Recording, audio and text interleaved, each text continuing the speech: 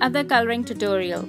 Today I am going to use Altenew Artist Markers to color the images, and I'll be doing one layer stamping which involves a bit of masking. I'm using the beautiful floral stamp, the Adore You stamp set today. I'll start first by drawing a rectangle. This will be my sentiment label. And I'll stamp the flowers and leaves on one side of it. I'm going to stamp the flowers in a way that all of them are behind the label. I'll start by first masking off this rectangle, then stamp the larger of the flowers. Next I'll mask this flower as well and stamp a smaller flower. I'll stamp a little over the first flower so it looks like that it's peeking from behind the first one. Again I'll mask this flower as well and stamp the leaves and add another flower and a few more leaves. I'm drawing my rectangle now with a permanent black pen, and because I can't see what I'm doing properly, I mess this part up. It's a bit wonky, but it's alright. I'll heat set the stamped image for a few seconds to let the Altenew permanent black ink set. I did this because otherwise the wet ink would react with the alcohol marker and come off or smear. I'll start by adding the darkest shade from the Red Cosmos family, that is the Grapevine. This is from Artist Marker Set A and is also available in the Red Cosmos Artist Marker Set. I will then add Ruby Red to this and next Coral Berry. In the end, I'll blend everything with Frosty Pink. I will also go back in and pick up color from Ruby Red with Coral Berry. I'll do this to blend everything well. At some point while I was coloring this flower, I ran out of Coral Berry, so I switched it with Cotton Candy. Cotton candy is slightly different, but you can't tell which petals have a coral berry and which have cotton candy. I will color the first petal in a slower speed so you can get an idea how I'm going about it, and then increase the speed as I move on to the next petal. Oh, and I'm also listing the names and numbers for the markers only for the first petals. You will see me pay attention to highlights and shadows in today's video. I'm adding darker color where I want to show depth or shadows. I'll keep the area uncolored where I want to show a raised edge, a fold, or an area where I think sunlight is falling. To this portion, I'll add the lightest color, that is Frosty Pink, at the very end. Today I'm not following my usual flicking motion coloring. I wanted to try smooth coloring for a change, and I am loving the look. It takes a little more work in terms of concentrating on shadows and highlights, but the result is really different. It's kind of velvety. I'll leave you with some music till the coloring process is done. See you in a few.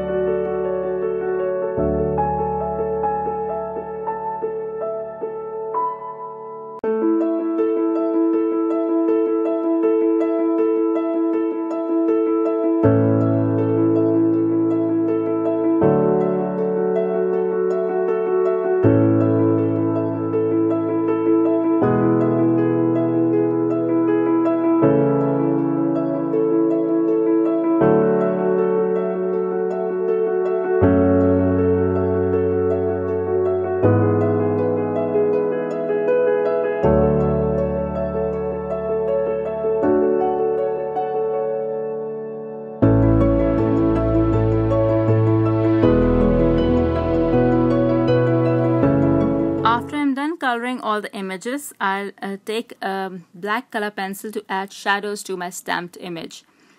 I'll add these shadows in a way to give an illusion of dimension.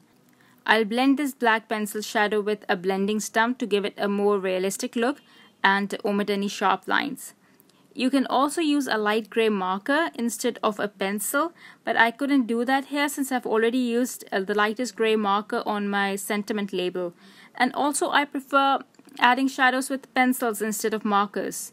Oh, and if you're using Prismacolor or polychromos, please start testing with the lightest gray color because those pencils are very pigmented. I'll add a few black splatters just to bring everything together.